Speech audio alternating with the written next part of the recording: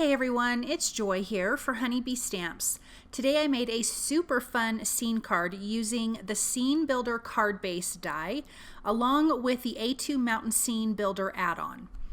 Now here is that Scene Builder die. You have that bottom piece is going to be the back part of your card and that other piece will be the front. I'm taking a piece of patterned paper from the Vintage Holiday 6x6 paper pad. And I know that this die is larger than the paper, but I just actually want the center piece because I'm going to adhere the back piece and side pieces of this patterned paper to that die. I will cut that die out again from white cardstock. And then I will adhere the patterned paper, which is going to help give me a scene, which is going to make this actually really easy. I'm trimming it down on the scored lines, so when you die cut this from white cardstock, you'll see the scored lines even better. And so I just trimmed that down on that so I can have the back piece. Now I'm taking another piece of that patterned paper and I'm die cutting the side pieces. This way this can go on the side, so when this card is folded, you will have a scene that wraps around 3 of the sides. So I'm going to tape that in place and run that through my die cut machine. Now here is that same die, and I'm going to die cut this from just some white cardstock. And I used Neenah Classic Crest Solar White cardstock, 110 pound. So it is pretty sturdy. Now you can see this is where I'm going to line up all of those pieces that we just die cut from the patterned paper. So I'm going to adhere this center piece first. And when I glue on the side pieces, I want to leave a little bit of room, and I actually should have left a little bit more room than I did between the two pieces, so when you fold this up, the patterned paper doesn't get in the way.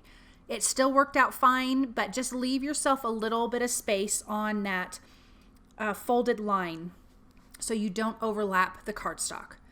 So I'm going to fold this up on those score lines in towards itself, and this is the back and the sides of this really cute Scene Builder card base.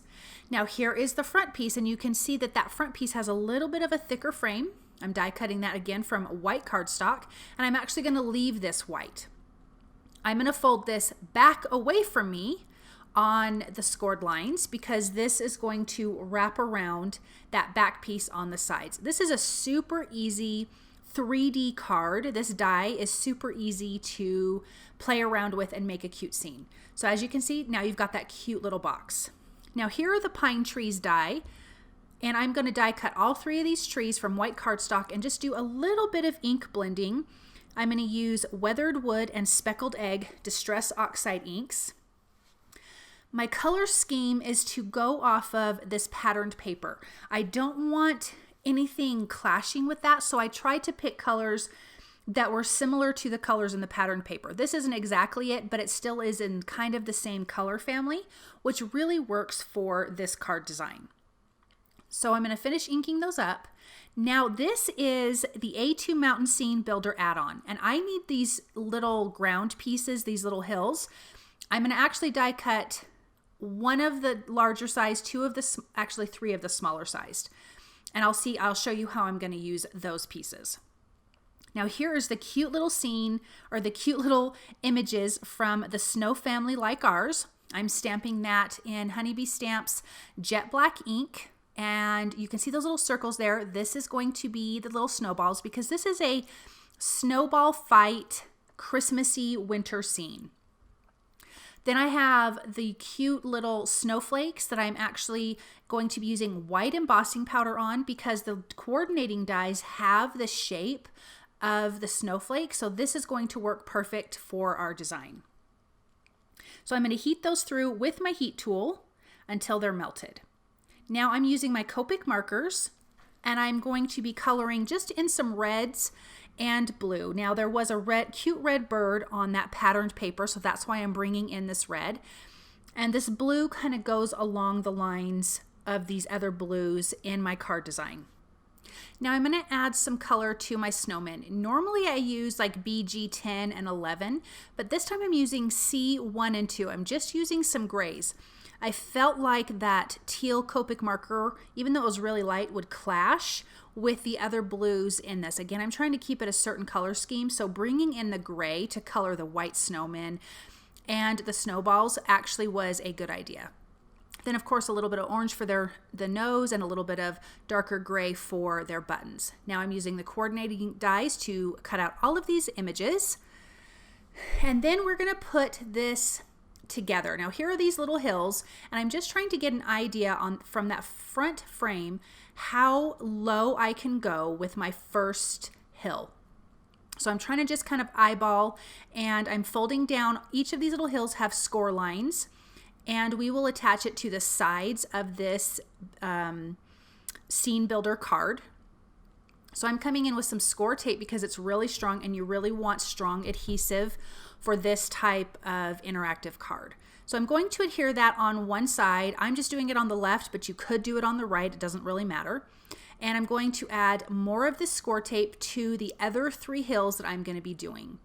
Then I have a 4th hill that I'm actually going to be putting on the front of this card, and I will show you that in just a little bit. So I'm lining these up above each other, making sure they kind of line up good, going back a little further on the card, if that makes sense, on that left side. That way the hills have some space between them, and so you have more dimension in this card. Now that they're all adhered on the left side, I'm going to put them flat, remove that release tape, and then I'm just going to fold down that right flap. I'm just bringing in my bone folder to really get some good adhesion. Now here is that 4th piece. I'm trimming off where the score line is, and I'm just going to adhere that to the front of the frame part of this scene builder die. First, I'm going to adhere it to the back part, just using some tape runner to adhere that together, and then I will use some tape runner to adhere that hill right to the front. And now we've got 4 hills going on. I really loved how this design turned out. It's so super cute. Now here are those cute trees that we inked up earlier, and I'm going to adhere those together. I'm just using some reverse tweezers, a little bit of liquid glue, and I'm holding that in place on those hills. And this is going to give you tons of dimension. So each one of these trees is adhered to a different hill. So the largest one is on that very back hill, and then this medium one is in front.